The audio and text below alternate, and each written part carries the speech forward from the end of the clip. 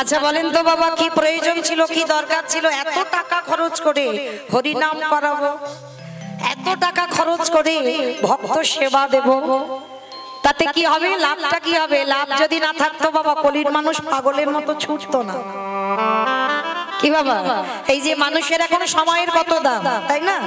তাহলে মানুষের সময়ের যখন এত দাম, কিন্তু তথাপি দেখেন লক্ষ্য করে আপনাদের মতো সাধুগুরু বৈষ্ণব, আপনাদের মতো গুরুজন ছুটে এসেছেন বাবা এই অধম কীর্তনিয়ার মুখে একটু কৃষ্ণ কথা শুনবেন বলে। এখন তো বাবা ইন্টারনেটের যুগ, মোবাইলের যুগ, ঘরে বসে শুয়ে শুয়েও শোনা যায়। তাহলে কি প্রয়োজন ছিল আপনাদের এই ছুটি আসা হরিবাসরে? আর তাতে যারা এই কীর্তনটা করাচ্ছে তাতে কি লাভ হচ্ছে জানো? গোলক বৃন্দাবনে বসে আমার রাধারানী গোবিন্দের কাছে প্রতিজ্ঞা রেখেছে, বধূ আগত কলিযুগে যদি আমার একজন ভক্ত এই হরি কথা, কৃষ্ণ কথা, ভগবত সেবার জন্য, সাধুগুরু বৈষ্ণবের সেবার জন্য যদি কিছু অর্থ ব্যয় করে দেয়, রাধারানী গোলকে বসে বলছে, বধূ আমি কথা দিচ্ছি গোলক বৃন্দাবনে সেই ভক্তের ভান্ডারে, হৃদয় ভান্ডারে আমি কিছু গুপ্ত ধন চুরি করে আমি তার ব্যাংকে দিয়ে আসি। কম করে বললাম বাবা, কথার কথা, যদি আমার এই অনুষ্ঠানের জন্য 5 লাখ টাকা খরচা হয়, আমার রাধারানী কিন্তু বাবা 10 লাখ টাকা ব্যাংকে দেবে না। তাহলে কম ধন দেবে জানো? যে ধন চোরেরা চুরি করতে পারে না, যে ধন কোনদিন অপহরণ করা যায় না, যে ধন কোনদিন লুলু করা যায় না, যে ধনের নাম হলো তোমার কৃষ্ণ প্রেম ধন। একেবারে যদি ভক্তের হৃদয় ভান্ডারে ওই কৃষ্ণ প্রেমের আগুনে যদি একবার জ্বলে ওঠে, ভগবান কি করে জানো? ও তারে ভিতর মারি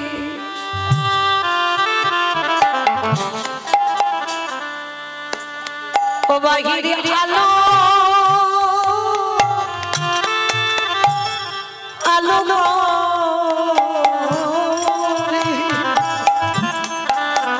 যে জনে কৃষ্ণ বলে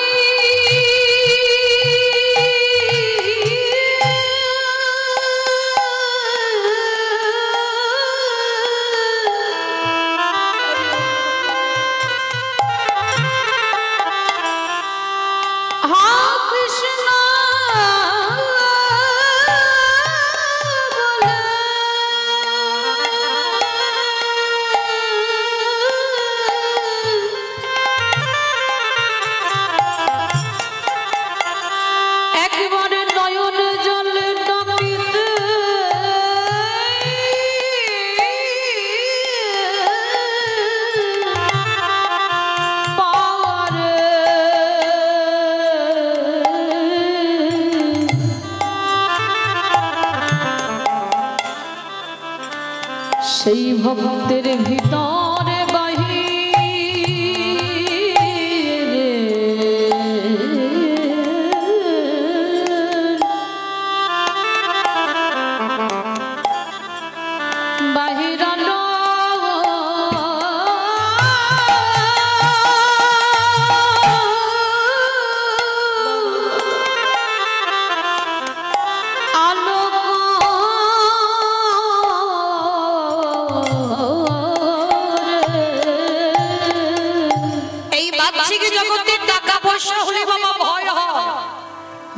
জগতের টাকা পয়সা হলে তোমার দেহের সুখ হবে, কিন্তু তোমার আত্মার সুখ হবে না।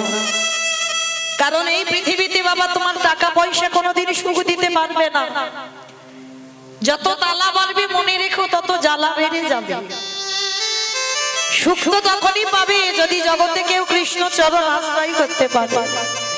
সুখ তোমার জীবনে তখনই হবে যদি কৃষ্ণ নামে একবার নয়নে যুগল ভাসাতে পারে।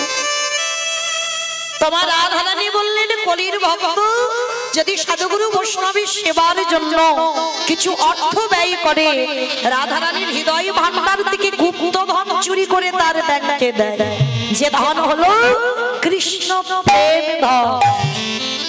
এই কৃষ্ণ প্রেম ধন যদি একবার হৃদয়ে জেগে যায়, তারে বাহ্যিক জগতের অর্থ আর ভালো লাগে না। কারণ বাবা বাহ্যিক জগতের অর্থ থেকে আরো মূল্যবান সম্পদ পেয়ে গেছে, তাহলে কি হবে বাহ্যিক জগতের অর্থ। তাই শুধু আমি নয়, যতজন ভক্তবৃন্দ এই বাড়িতে পদধূলা দেবেন, আশীর্বাদ করবেন, যেন অন্তিম সময় পর্যন্ত এই বাড়ির আত্মীয় স্বজন বন্ধু বান্ধব পরিবারে যারা যারা আছে সবারই যেন এইভাবে গৌর গোবিন্দ চরণে মন মতি থাকে। নিতাই গৌর প্রেমানন্দে হরি বল হরি বল। তো মনে রাখতে হবে বাবা, কলিযুগে হরিনাম করাবো কেন, হরিনাম শুনবো কেন? কলিযুগে যাগযজ্ঞ নয়, ব্রত পূজা নয়, ধ্যান তপস্যা নয়, কলির মানুষের মুক্তির পথ হলো একটাই বাবা, হরির নাম হরির নাম হরির নাম কেবলম কলমাস্তে নাস্তে নাস্তে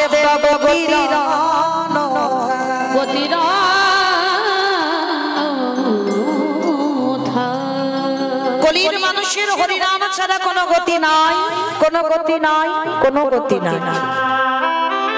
আপনারা প্রশ্ন করবেন মৌমিতা মা, ও সবাই বলে বলে হরিনাম শোনো, হরিনাম গাও, একাদশী করো, ভগবানের চরণে তুলসী দাও। ও তো সব কীর্তনিয়ারা বলে, যারা পাঠক ঠাকুর পাঠ করতে বসে তারাও বলে। কিন্তু মায়েরা কীর্তনিয়ারা বলবে আর আপনারা শুনে চলে যাবেন, হবে না। একটু অনুভব করতে হবে, একটু বিচার করতে হবে, বাস্তবে মেলাতে হবে। দেখেন হরিনাম ছাড়া কি তোমার জীবনে কোনো শেষের দিনে গতি আছে? মনে রেখো ভাই, যে যত ধনী হোক না কেন, যার যত টাকা থাকুক না কেন, যার যত অর্থ থাকুক না কেন, শেষের দিনে তোমার আপন কেউ নয়। যেদিনে এসেছিলে একাই এসেছো,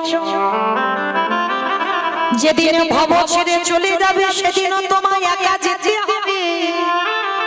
যত আগলে বসে থাকো না কেন মা, ছেলে আমারে, মেয়ে আমারে, জায়গায় আমারে, জমি আমারে, বিষয় আমারে, বন্ধু মামা, কিন্তু যতই আমারে আমারে করো না কেন, বাঁশি যদি বেজে যায় পড়ে থাকবে সরকারি খাবার। এসেছো একা, তুমি যাবে একা।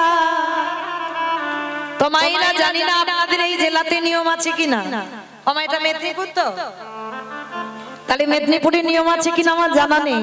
আচ্ছা মা, আপনাদের গ্রামে মানুষ যদি মরে যায়, সে বড় লোক হোক আর গরিব হোক, ওই দুটো জিনিস তাকে ভাড়া করতে হবে বাবা, একটা হলো খোল আর একটা হলো করতাল। আর ওই পিছনে বাজাবে না বলো হরি বলো হরি। কি বাবা আপনাদের এখানে নিয়ম আছে তো? বেশ, তাহলে এই যে মানুষ মরে গেলে বাবা খোল করতাল বাজি বাজি যাবে, কেন যাব? এই জায়গাটা একটু মেলাতে হবে বাস্তবের সঙ্গে। কেন যাব? এই যে ঠাকুর উঠেছে বাবা, ঠাকুর যখন বিসর্জন হবে তখন বড় বড় ডিজে ডিজে বক্স বাজবে, নাচানাচি হয়। ঠাকুর বিসর্জনের সময় নেচে নেচে ঠাকুর বিসর্জনে যায়। তাহলে ঠাকুরটাও মা, আমাদের দেহটাও মা।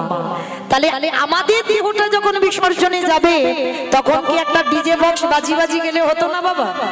কত তো নিশ্চয়। তাহলে হচ্ছে না কেন? এই জায়গায় আমার চৈতন্য মহাপ্রভু শিক্ষা দিলেন, ওরে কলির জ্ঞানানন্দ জীব পিছনে তাকিয়ে দেয়, এলি খালি হাতে যাচ্ছিস খালি হাতে, তাহলে সাথে যাচ্ছে তোর কি কর্মফল। সারা জীবনে তুমি কত সাধুগুরু বৈষ্ণব সঙ্গ করেছো, সারা জীবন কতবার ভাগবত আসরে বসেছো, কতবার হরিবাসরে বসেছো, কতদিন মহৎ কাজে যুক্ত আছো, কতদিন তুমি ধর্মটাকে আঁকড়ে ধরেছো। এই ভালো ভালো কর্ম তোমার সাথে যাবে। তবে বাবা আমি মৌমিতা একটা গ্যারান্টি দিতে পারি, আর একজন তোমার সাথে যাবে। সে কে জানো? এই হরি নামে যাবে। ওই যে বলো হরি হরি বল, আমাদের পচা দেখো দেখো যা যেদিন তুমি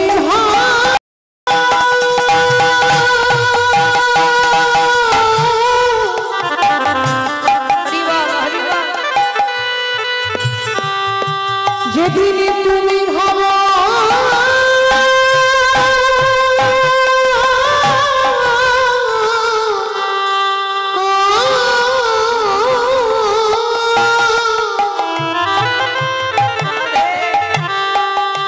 যদি তুমি ভাবা ওই ভাবা পারে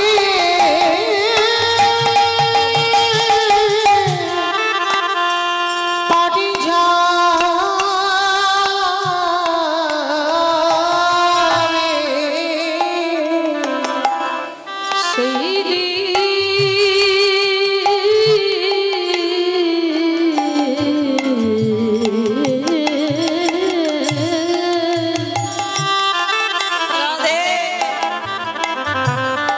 সেই দিনে নামে যাবে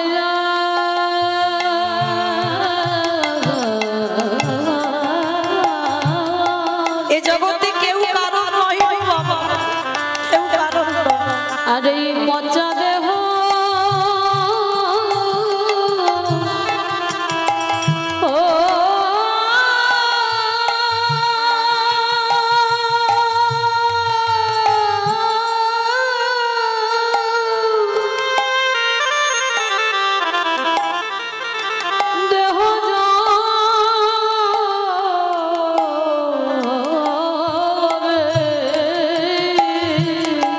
সেদিন তোমার সঙ্গের সাথী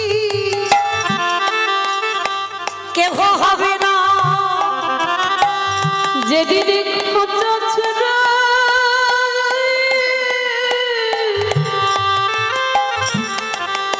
এই প্রাণ পাখি চলে যাবে, তোরা এলি খালি হাতে যাবি খালি হাতে, সেদিন সঙ্গের সাথে কেউ রবে না। আমাদের কারোর কৃষ্ণ ভজ ও ভাই হলো না হে কৃষ্ণ বলে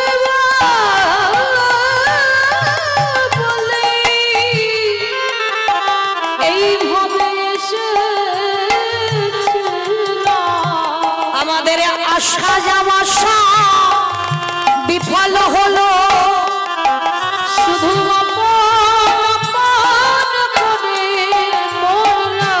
আমরা যেমনি এলাম তেমনি গেলাম, শুধু হলো তুমি যেন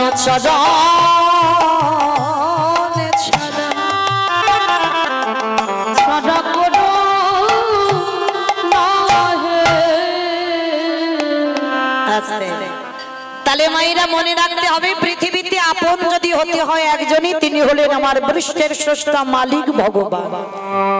ভগবানের মতো আপন পৃথিবীতে আর কেউ নেই বাবা। যদি বলে এত বড় কথা কেন বললাম, অনেক অনেক ভক্তরা বলে বাবা সব থেকে তো আমার মা আমাকে বেশি ভালোবাসে। কেন? আমি জন্ম নিয়ে মার কোলে বসলাম, বসে সবার প্রথমে মার স্তনদুগ্ধ পান করলাম, তার মানে আমার মা কত ভাবনা ভেবে রেখেছে ছেলের জন্য। বলে না, ওটা তোমার মা ভাবেনি। মা যদি ভাবতো বাবা আমিও একজন মা, এখানে যারা যারা মা হয়েছে তারা ভালো করে বলতে পারবে বাবা 5 মাস সন্তান গর্ভে বয়স হয়, মাতৃস্তনে দুগ্ধ আসে, মা কি ওটা নিজে নিজে তৈরি করলো? মা যদি নিজে করতো বাবা তাহলে একবার গর্ভে সন্তান আসবার আগে একবার করে দেখাতে বলো তো, পারবে না। কেন পারবে না? একদিনের একটা বাচ্চা জন্মগ্রহণ করে সে কি খাবে তার ভাবনা মা ভাবেনি, ভেবেছে আমার ওই ছেলেটা। আত্মীয় পরিজন স্তনের দুগ্ধটা দিয়ে গেল, না গেল কে?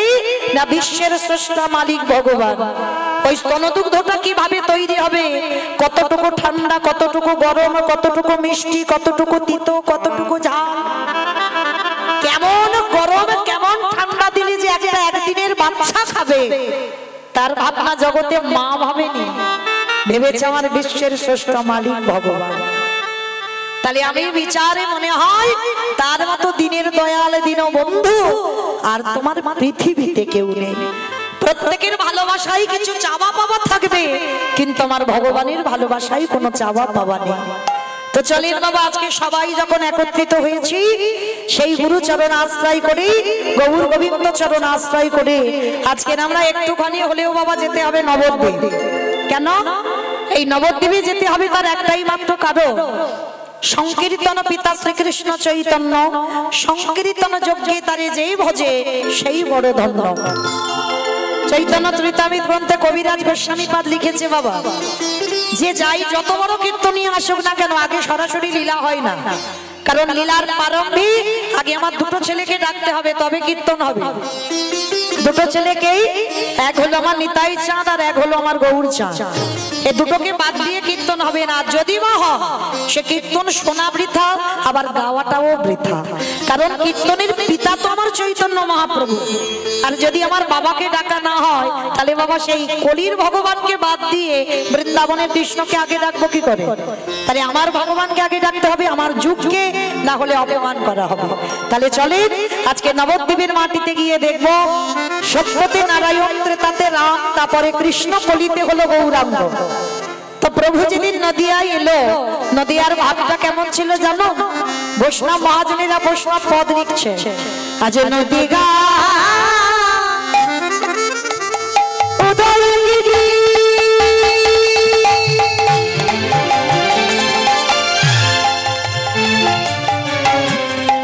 পরিণত চন্দ্র গৌর হরি, ওই নদিয়া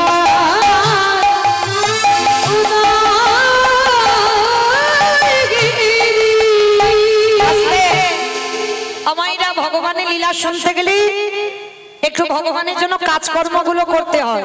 কি কি জানেন তো কাজকর্মগুলো কি কি? শঙ্খধ্বনি, উলুধ্বনি, আর যাদের যাদের হাতগুলো এসেছে প্রেম সে আত্মনিবেদন। কি মাইরা সবার হাত আছে তো? কই একবার দেখান, নিতাই গৌর প্রেমানন্দে হরি বল। বাহ, কই এবার একটু প্রেম সে উলুধ্বনি করে দেখান, একটু উলুধ্বনি। আজ নদিগা উদয়গিরি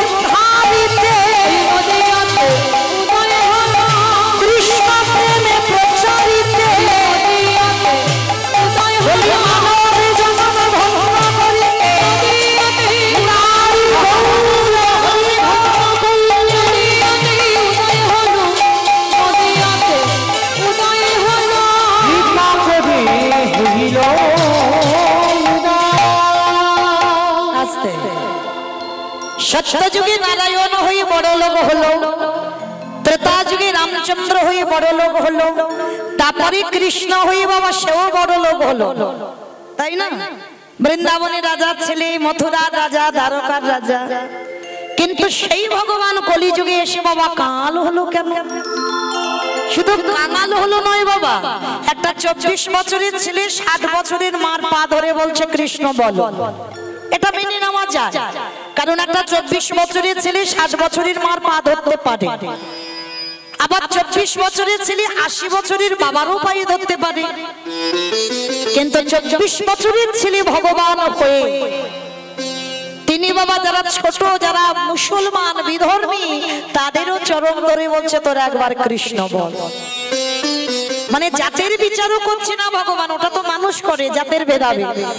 আমার ভগবানের কোনো বিচার নেই, মানে যাকে দেখতে পাচ্ছে উঁচু নিচু বিচার করছে না, ধুলাই গড়াগড়ি দিয়ে বলছি তোর একবার কৃষ্ণ বল। কেন? ভগবান হয়ে বাবা যার ইচ্ছাতে জগৎ লয় প্রলয় হয়ে যায়, সেই ভগবান আজকে ধুলা মাপছে কেন? এই ধুলা মাপছে কেন জানো বাবা? একটা কারণ আছে, যেটা আপনারা আমরা বিশ্বাস করি না, আমরা মানি না বাবা, মানতে চাই না। কিন্তু মা আমার কথা শুনলে বুঝতে পারবেন এই গুরুজনদের পাদ ধুলার কত দাম। আমরা যারা জানি না, মানি না, বিশ্বাস করি না, তাদের কথা ছেড়ে দাও। কিন্তু বাবা যারা মানে, যারা বিশ্বাস করে যে গুরুজনদের পদ ধুলার যে কত দাম, তার প্রমাণ বাবা মহাভারতে যুধিষ্ঠির মহারাজ দিয়ে গেছে। এই যারা মহাভারত জ্ঞানী বাবা, যারা শাস্ত্র জ্ঞানী, যারা তত্ত্ব জ্ঞানী, এই যুধিষ্ঠির পদ যদি একবার কেউ অবলম্বন করতে পারে বাবা, সশরীরে স্বর্গবাস। একাই গিয়েছিল তো পাণ্ডবদের মধ্যে বাবা। কেন? যুধিষ্ঠির পদগুলো একটু লক্ষ্য করেন, একটু বলি মা। আচ্ছা ধরো পাশবাড়ির সঙ্গে আপনার খুব ঝগড়া, মানে শুধু ঝগড়া বলা ভুল হয়, মানে মুখ দেখা দেখি নেই বাবা, থানা পুলিশ হচ্ছে। আচ্ছা বলো, তোমার সকালবেলা ঘুম থেকে উঠে স্নান টান করে পরিষ্কার হয়ে হয়তো কোনো একটা শুভ কাজে যাবে, আর হঠাৎ যদি সেই শত্রুটা তোমার সামনে পড়ে যায়, সত্যি করে বলবে মা, তাকে প্রণাম করে তুমি সেই কাজে যাবে কি বাবা? আমরা যেতে পারবো?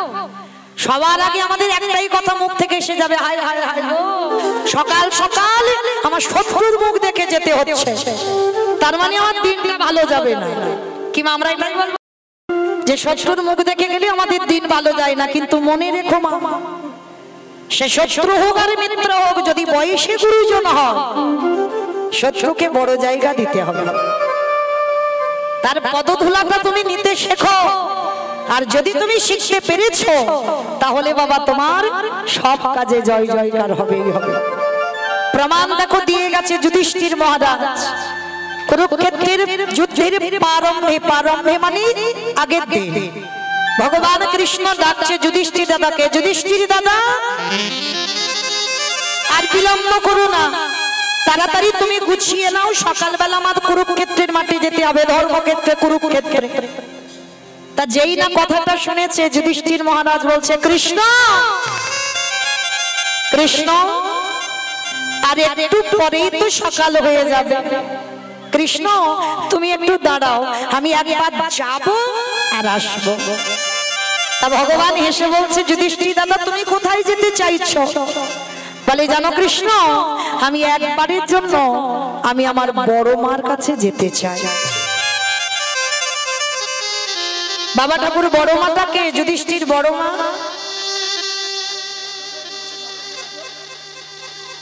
যুধিষ্ঠির বড় মাটা হচ্ছে বাবা 100 ছেলের মা গান্ধারী। যুধিষ্ঠির বলছে, কৃষ্ণ দাঁড়াও, আমার বড় মার কাছে যাবো আর আসবো। তা কৃষ্ণ বলছে, আচ্ছা দাদা তুমি কেন যেতে চাইছো? বলে জানো দাদা, আমি এমনি এমনি যাচ্ছি না, আমি যেতে চাইছি কেন জানো? সকাল হলেই তো আমাকে ওই কুরুক্ষেত্রে যেতে হবে, যুদ্ধের রণাঙ্গনে। তাই আমি রাত্রি থাকতে থাকতে একবার আমি আমার বড় মাকে প্রণাম করতে চাই। অসম্ভব! যে বড় মা সারা জীবন তোমাকে পুত্র বলে স্বীকার করেনি, যে বড় মা সারা জীবন ঠাকুরের কাছে মানত করেছে কবে পাণ্ডবদের নিধন হবে, যে বড় মা সবসময় মানত করে কবে যুধিষ্ঠির মরবে,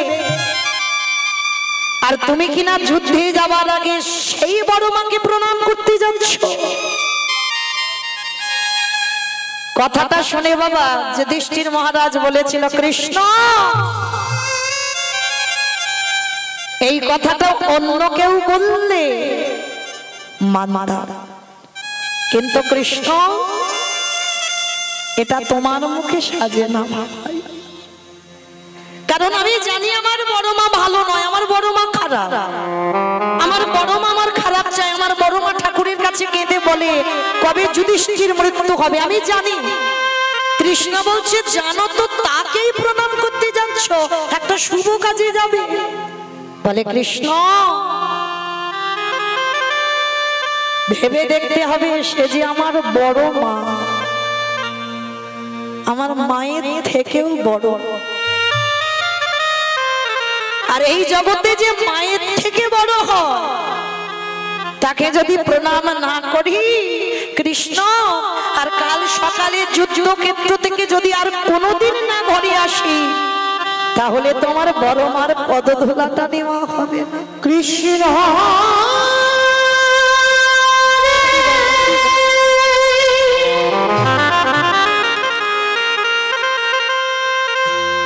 আমি যুদ্ধে গিয়ে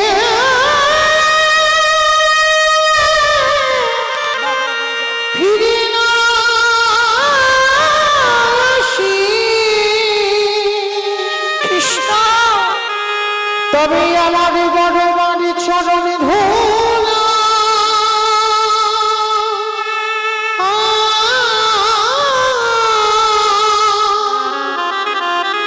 কোনদিন নেওয়া হবে না। ভগবান কৃষ্ণ চমকে উঠেছে, যুধিষ্ঠির দাদা তুমি কাল যুদ্ধে গিয়ে যদি ফিরে না আসো তার জন্য আজকের শত্রুকে প্রণাম। ওই যে বললাম কৃষ্ণ, আমি তো কোনোদিন ভাবিনি শত্রু, আমার বড় মা ভেবেছে আমি শত্রু, কিন্তু আমি কোনোদিন কাউকে শত্রু ভাবি না। আর জানো কৃষ্ণ, আমার মার থেকে আগে জায়গা আমার বড় মা, আর তাকেই প্রণাম করে আমি চলে আসবো, অনুমতি দাও। কৃষ্ণ বলছে ঠিক আছে তুমি যাও, তবে দেরি করবে না, প্রণাম করেই তুমি চলে আসবে। এই জায়গাটা মা খুব মন দিয়ে একটু আস্বাদন করবে। আমরা তো শত্রু দেখলে 10 পা পিছনে হাঁটি, আর যুধিষ্ঠির মহারাজের পথ দেখো যুদ্ধে যাওয়ার আগের দিন গান্ধারী ঘরের দরজা বন্ধ করে কাঁদছে, কেন 100 ছেলের মা তো, আর পৃথিবীতে ছেলের আজ মঙ্গল হবে না অমঙ্গল হবে, সবার আগে বাবা মার মনটা কুক ডেকে ওঠে যে আজ আমার সন্তানের ভালো হবে না মন্দ হবে। 100 ছেলের মা বসে বসে কাঁদছে আর বলছে কৃষ্ণ জনবাবার সঙ্গে সঙ্গে কেউ তো অপরাধী হয় না, তাহলে আমার 100টা ছেলের মধ্যে তুই 99টা খারাপ করতে পারতিস, একটা ছেলেকে কি পারলি না একটু ভালো করে দিতে? আমার 100টা ছেলে সবকটা তুই খারাপ করে দিলি, আমার একটাও ছেলেকে ভালো করলি না। আমি জানি কৃষ্ণ আমার 100টা ছেলে যুদ্ধে যাবে, ওরা আর কেউ ঘরে ফিরবে না, আমি জানি, আমার মনটা কুগাইছে, আমি তো মা, আমি বুঝতে পেরেছি। গান্ধারী বসে বসে কাঁদছে, আর সেই সময় যুধিষ্ঠির মহারাজ এসে দরজায় ডাকছে বড় মা, বড় মা। যেই না বড় মা বলে ডেকেছে, সঙ্গে সঙ্গে গান্ধারী বসে কাঁদছিল তো চমকে উঠেছে। কে ডাকলো? ছুটে দরজায় গেছে, দেখে না সব থেকে বড় শত্রু দরজায় দাঁড়িয়ে আছে। কি চাস? কেন এসেছিস? এক্ষুনি পালিয়ে যা, আমার দুর্যোধন তোকে দেখতে পেলে এক্ষুনি তোকে বধ করে দেবে। যুধিষ্ঠির করজোর করে বলছে না বড় মা, দুর্যোধন এখন আমায় মারবে না। কেন জানো বড় মা? এখন আমি ওর দাদা আছি, কাল যখন আমি রণাঙ্গনে দাঁড়াবো, আমরা 5 জন আর ওরা 100 ভাই, তখন আমরা শত্রু হব। এখন আমি শত্রু নয়, এখন আমি ওর দাদা আছি, এখন আমার মারবে না, দেখতে পেলেও মারবে না। কি চাস? কেন এসেছিস তুই আমার কাছে? বল কি জানতে চাস? বড় মা একটা কথা বলবো, জীবনে তো আমি তোমার কাছে কোনোদিন কিচ্ছুটি চাইনি, জীবনে কোনোদিন বলিনি বড় মামা এটা দাও ওটা দাও, কোনোদিন বলিনি। আজকের আমি একটা জিনিস চাইবো, তুমি আমায় দেবে। কি চাস? আমার কাছে কি এমন জিনিস আছে যে আমি তোকে দেব? আছে বড় মা, আছে, তোমার কাছে আছে। তুমি শুধু একবার বলো, আমি চাইলে দেবে। ঠিক আছে, যদি আমার সাধ্যের মধ্যে হয়, আমার মধ্যে থাকে, আমি তোকে দেব। বললাম যে আছে, তুমি একবার আমাকে কথা দাও যে তুমি দেবে। ঠিক আছে, যদি থাকে তো দেব। আগে ত্রিশত্ব করো। ত্রিশত্ব করলো গান্ধারী বড় মা। যুধিষ্ঠির মাথায় হাত দিয়ে, যা চাইবি তোকে দেব দেব দেব। এইবার যুধিষ্ঠির মহারাজ চাইছে, দেখো ভগবান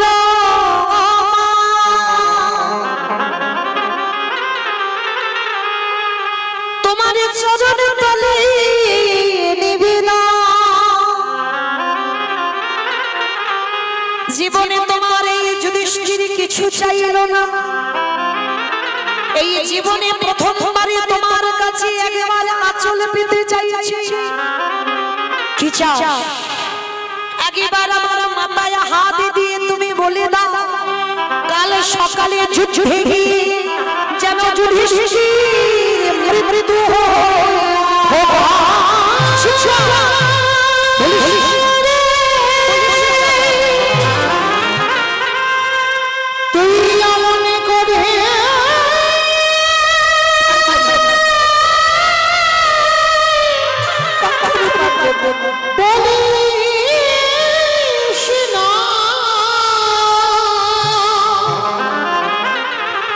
আমি যে বড়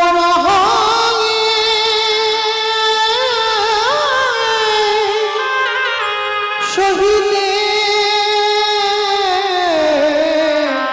পাবে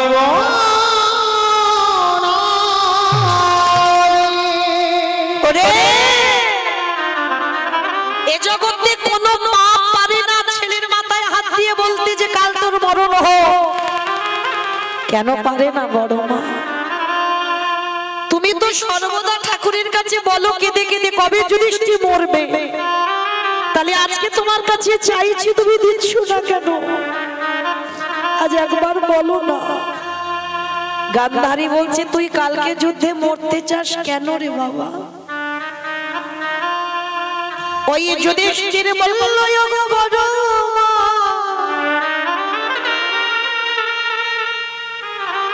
বড় দাদা বেঁচে থাকলে, যদি কোলের ছোট ভাই চলে যাও, তারে যে কত জ্বালা, তারে যে কত যন্ত্রণা। এই জগতে যদি কোনো দাদা ভাই হারিয়ে বসে থাকে, সেই তো বুঝবে আমার মনের ব্যথা।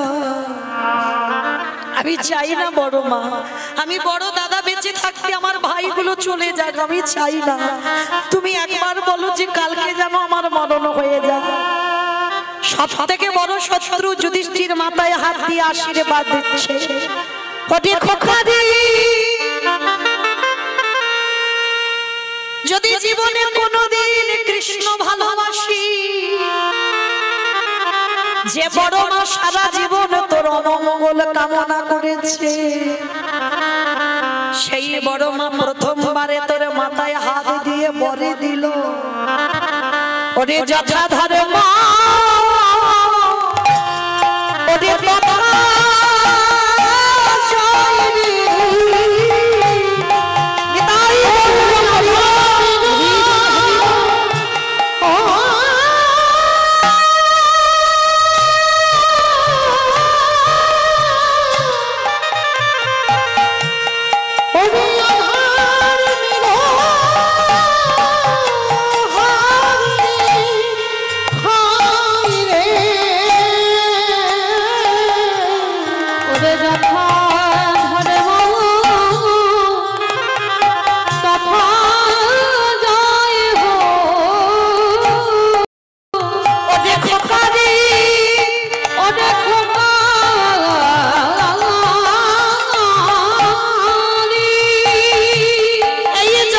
সংসার মাঝে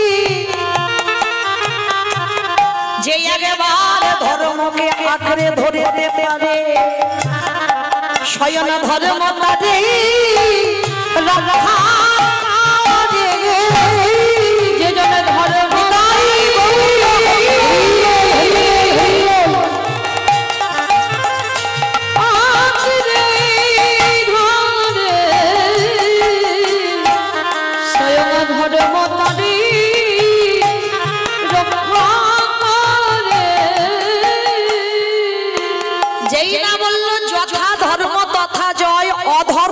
হবে ক্ষয়। শত্রুর আশীর্বাদটা দেখো, পিছন থেকে দুর্যোধন এসে বলছে মা তুমি করলে কি? কাকে আশীর্বাদ দিলে? ও তোমার ছেলে নয়, ও শত্রু। গান্ধারী কেঁদে বলল খোকারে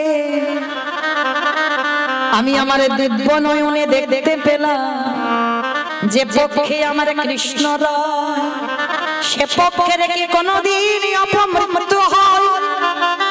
ওরে দুর্যোধন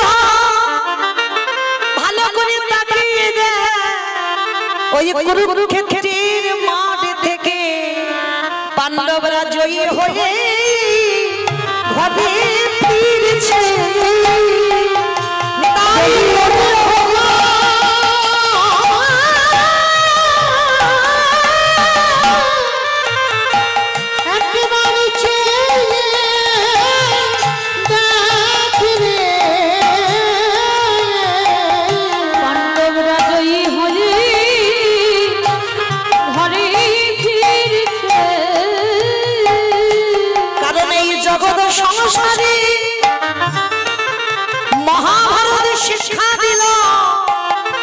এই জগতে যারা সংসার কাজে মেতেছ দেহটা দিয়ে দাও সংসার মাঝে, কিন্তু মন কোনদিন সংসারে দিয়ে দিও না। মনে যদি গোবিন্দ চরণে রেখে দেহ সংসারে রেখে কেউ যদি সংসারে ডুবতে পারে তারে অচিরে কৃষ্ণ প্রাপ্তি হয়। মনে দিয়ে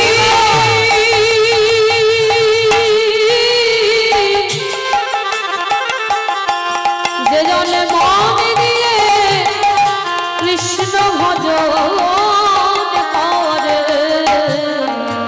তারে অচিরে কৃষ্ণ প্রাপ্তি হয় গো।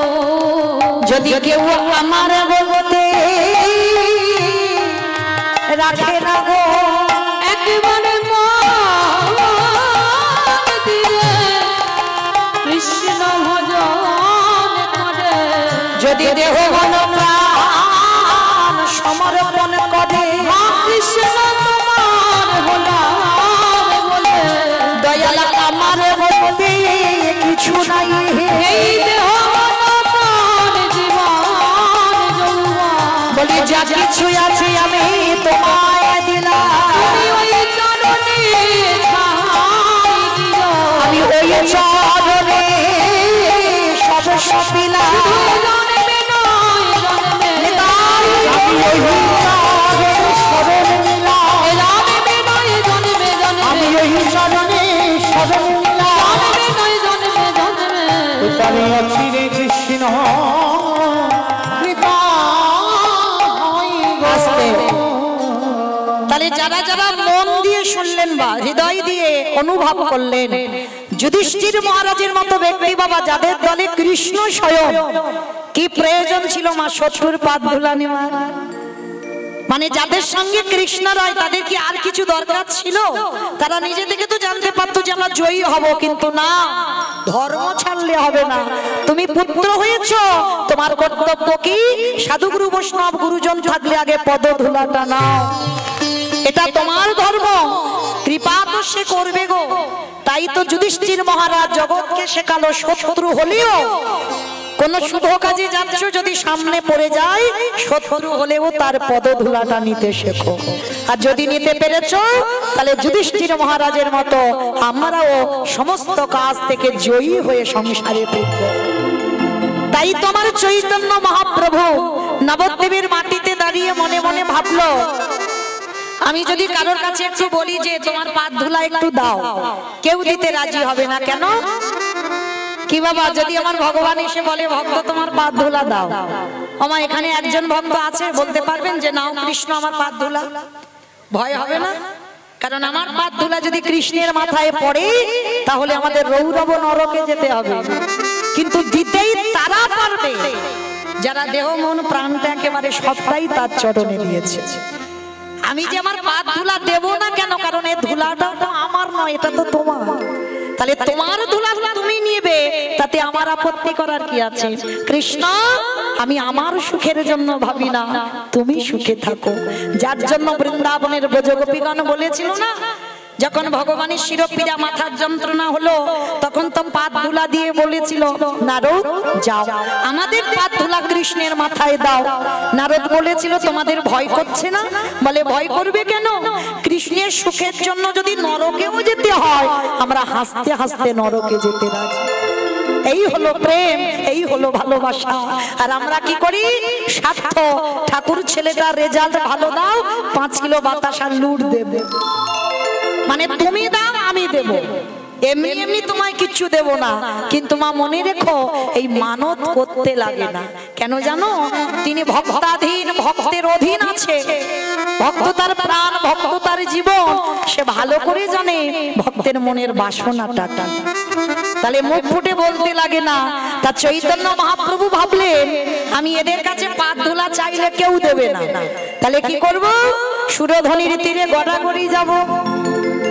আর গড়াগড়ি যখন যাব, এই আপনারা যখন গেছেন মায়াপুর নবদ্বীপ ইস্কনে বেড়াতে গেছেন না, ঘুরতে গেছেন, তো আপনাদের পদধূলাটা পড়ে আছে। আর ভগবান সুরধনির তীরে গড়াগড়ি যাচ্ছে কেন?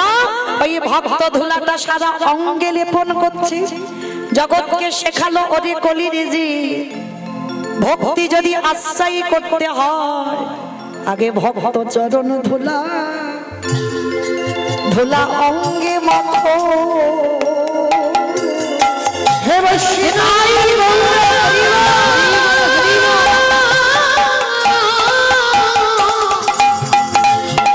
বৈষ্ণবী কৃপা কৃপা করো ভক্তের চরণ ধুলি অঙ্গে মাখো। এ যে ধুলা নয়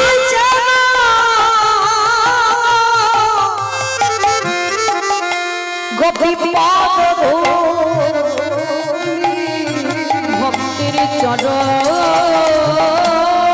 ধুলা ধুলা অঙ্গে মাখো। আস্তে সেই চৈতন্য মহাপ্রভু নবদ্বীপের মাটিতে দাঁড়িয়ে আজকে সবাইকে কি করছে জানো? ডেকে ডেকে বলল, কেহ বলে পুরবতী রাবণ বধিলা, কেহ বলে পুনবেদী। আমা উলু কই? মাঠে খুঁজতে গেছে উলু। উলু কই মা? দেখি যে কজন মায়েরা আছে একটু উলু ধ্বনি দেন।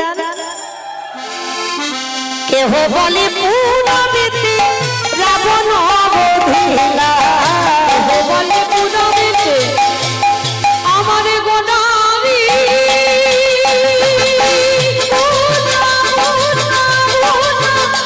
গোনারি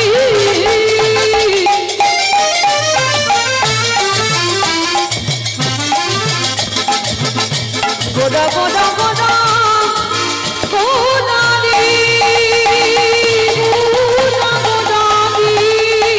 নিতাই গৌর প্রেমানন্দে ওই নদীয়ার সাথে গোনা আমার নারী গোনা। আগে কেহ বলে পুনবতী রাবণ বধিলা, আজি গোলকের বৈভবে লীলা প্রকাশ করিলা, এই গোলকের বৈভব লীলা প্রকাশ করিলা। গোলকের বৈভব লীলা প্রকাশ করিলা। শ্রী রাধারে ভাবে গোদায় তাহা, রাধারে ভাবে রে গোডা বাবুনা। শ্রী রাধারে ভাবিয়ে যশোদায় আমুনা ওই রাধারে ভাবে গোদাম অবতার হরে কৃষ্ণ নামে গৌর করিলা প্রচার ওই হরে কৃষ্ণ নামে গৌর করিলা প্রচার হরে কৃষ্ণ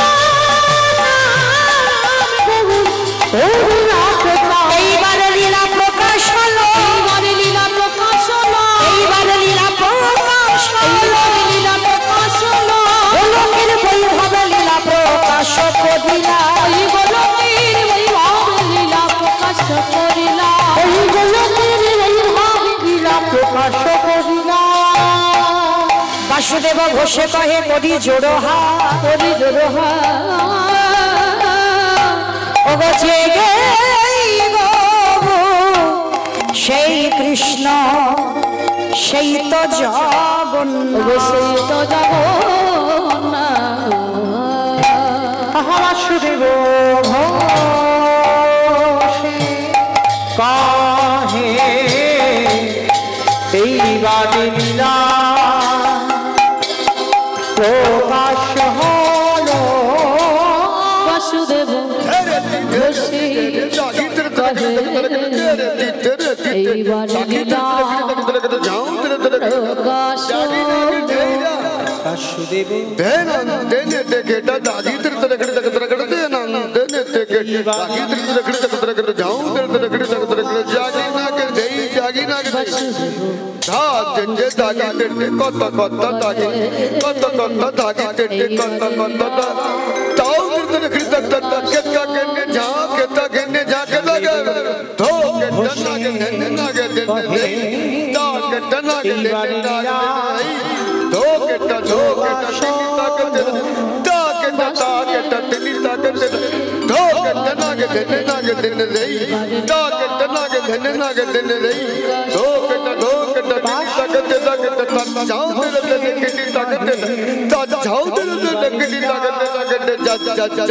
जा